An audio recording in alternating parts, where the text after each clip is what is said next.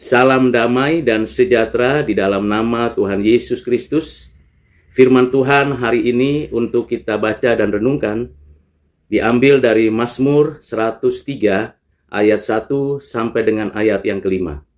Demikianlah firman Tuhan. Dari Daud.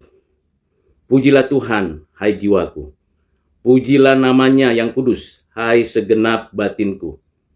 Pujilah Tuhan, hai jiwaku. Dan janganlah lupakan segala kebaikannya. Dia yang mengampuni segala kesalahanmu, yang menyembuhkan segala penyakitmu. Dia yang menebus hidupmu dari lubang kubur, yang memahkotai engkau dengan kasih setia dan rahmat. Dia yang memuaskan hasratmu dengan kebaikan, sehingga masa mudamu menjadi baru, seperti pada burung Raja Wali. Berbahagialah kita yang menyimpan firman Tuhan ini, menghayatinya, dan melakukan kehendaknya. Saudara yang kekasih di dalam Kristus, pemazmur, yaitu Raja Daud, memberikan kepada kita 5 hal penting sebagai alasan yang perlu untuk kita renungkan ketika kita memuji Tuhan. Sebuah ajakan, dorongan, arahan untuk kita senantiasa memuji Tuhan. Bukan hanya di mulut saja, tetapi dari dalam hati, dari dalam batin kita. Sehingga ini bukan sebuah religiusitas yang dangkal, tetapi spiritualitas yang mendalam. Karena kedekatan kita dengan Tuhan kita sendiri. 5 hal tersebut yang penting menjadi alasan yang masuk akal dan yang bersifat spiritual untuk menghidupkan kerohanian kita sehingga kita mengalami peningkatan kedekatan dengan Tuhan Allah. Yang pertama, jangan lupakan kebaikan Tuhan.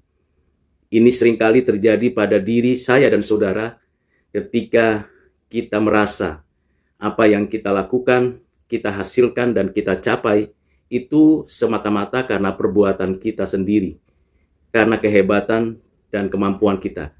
Padahal seluruhnya itu berdasarkan anugerah Allah, belas kasihan Tuhan, dan kemurahan hatinya. Di sanalah kebaikan Tuhan dinyatakan, baik secara langsung kita rasakan dan nikmati, maupun melalui pengantara atau situasi yang tersedia. Jangan melupakan kebaikan Tuhan dalam segala hal yang sedang kita hadapi dan alami. Mungkin saya dan saudara sedang sakit, sedang susah hati, sedang gembira dan sukacita. Jangan lupakan kebaikan Tuhan, baik dahulu, sekarang, dan akan datang. Yang kedua, ingatlah bahwa Tuhan mengampuni segala kesalahan kita. Di dalam dan melalui anaknya Yesus Kristus yang inkarnasi, hidup, menderita, mati di atas kayu salib, bangkit dari kematian, menyatakan kemenangan melawan dosa, maut, dan kematian, dan segala kuasa kegelapan, serta naik ke surga, duduk di sebelah kanan Allah Bapa. Dari sana ia akan datang kembali untuk menghakimi dan memberikan kepada kita hidup yang kekal. Ketahuilah, Tuhanlah yang mengampuni segala dosa kita, baik dahulu, sekarang, dan akan datang. Sekali untuk selamanya, hanya di dalam nama Yesus Kristus. Pengampunan itu menjadikan saya dan saudara diadopsi menjadi anak Allah. Karena itu patutlah kita memuji Tuhan, membesarkan namanya. Karena tidak semua orang mengalami pengampunan dan tidak semua orang menikmati kemurahan hati Tuhan, dosa-dosanya, kesalahannya dihapuskan, diampuni, dan tidak diingat lagi. Semuanya itu karena belas kasihan dan anugerahnya dan dikerjakan oleh Roh Kudus. Yang ketiga, ketahuilah bahwa Tuhanlah yang memahkotai kita dengan kasih setianya. Kasih setia Tuhan yang memberikan kepada kita kekuatan di dalam melakukan kehendak Tuhan. Dan ini perlu diingat terus, bahwa kalau kita mampu, itu ditopang oleh Tuhan. Pemeliharaan Tuhan atas umat pilihannya. Dan kita bersyukur untuk hal demikian. Dan yang keempat, Dia yang menebus hidupmu dari lubang kubur. Ya, sewajarnya dan seharusnya saya dan saudara dihukum mati karena kejahatan, karena perbuatan dosa, tetapi di dalam kasih-Nya, di dalam anugerah-Nya, melalui Kristus anaknya yang tunggal, saya dan saudara yang percaya mengalami penebusan. Dan saya dan saudara bisa percaya karena anugerah Tuhan. Penebusan yang sempurna yang kita terima sekarang dan sempurnanya nanti ketika kedatangan Tuhan kembali. Kita ditebus dengan lunas. Tidak ada satupun bagian tubuh kita, hidup kita yang tidak ditebusnya dengan darah-Nya yang kudus. Yang kelima ialah Ia memuaskan hasrat kita dan yang memberikan kita kepuasan hasrat karena kita sudah disembuhkan penyakit rohani kita. Kita sudah mengalami pemulihan.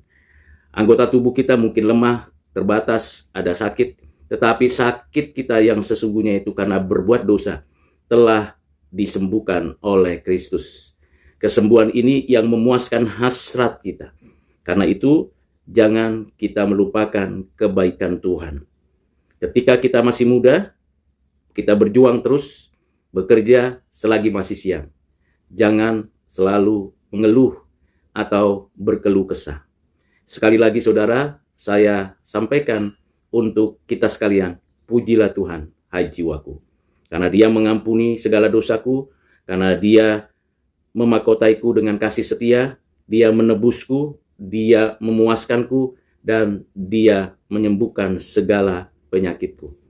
Kiranya dengan kita senantiasa memuji Tuhan, kita menyingkirkan segala macam kekeluhan dan kegalauan dalam hidup kita.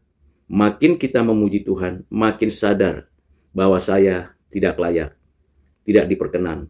Makin kita memuji Tuhan, kita sadar, kita bersyukur, karena ternyata saya mengalami perkenanan Tuhan, mendapatkan banyak karya-karya Tuhan dalam hidup saya.